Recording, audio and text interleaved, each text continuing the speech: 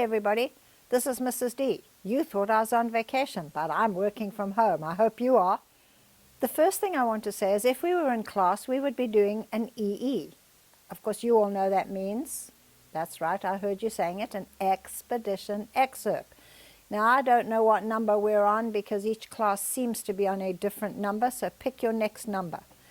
I want to do this about something we're going to be doing on the trip, but it also links back to studies that we have in class. I want to do this on some classification. Now you will have to go to Documents and download a couple of documents that I'm posting there that actually have to do with mostly marine animals or marine creatures. And what I want to do is just expand a little bit. And so I will show you the one sheet that you should be able to find. It will look like this. And the sheet that accompanies this is the sheet of clues. So in a way, I'm giving you some answers, but that's okay because I do that anyway, but I really just want to go over some teaching. Now, if you're watching, you need to repeat this after me, pretty cows. And you're saying you didn't keep going. I didn't have to because you know this. Pretty cows play nicely and make absolutely edible cheese. Completely ridiculous, silly saying, but it helps us to really get basic classification. So on the sheet, you're going to have to identify a certain kind of whelk. Now, what's a whelk, you might say? This one's pretty cool, okay?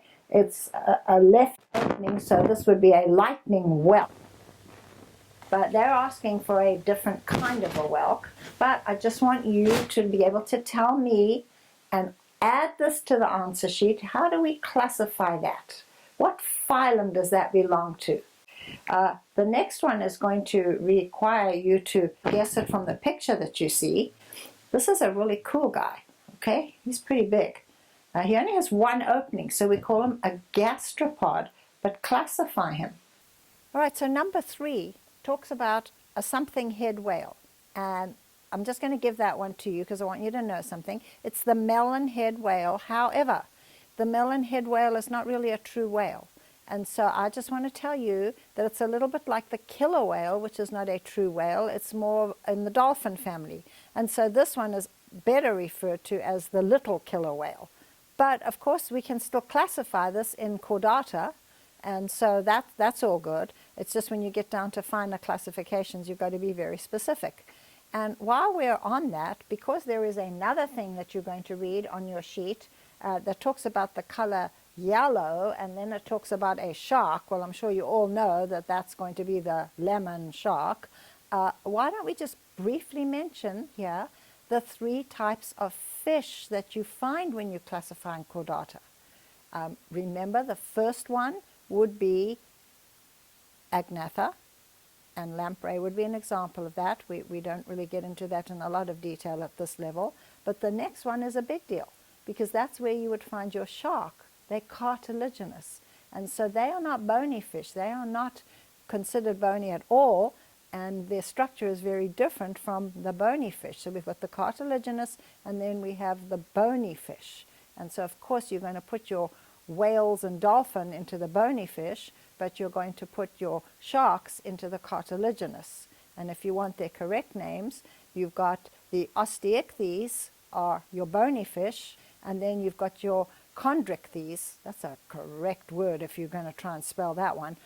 Those are your, like your nose, your cartilaginous, you know, and you can kind of do this and feel your nose. I know that's funny, but that's what they're like. So that's your classification for those. There's a couple other things I want to highlight here in this. And then what I'm going to ask you to do is not just fill out this form.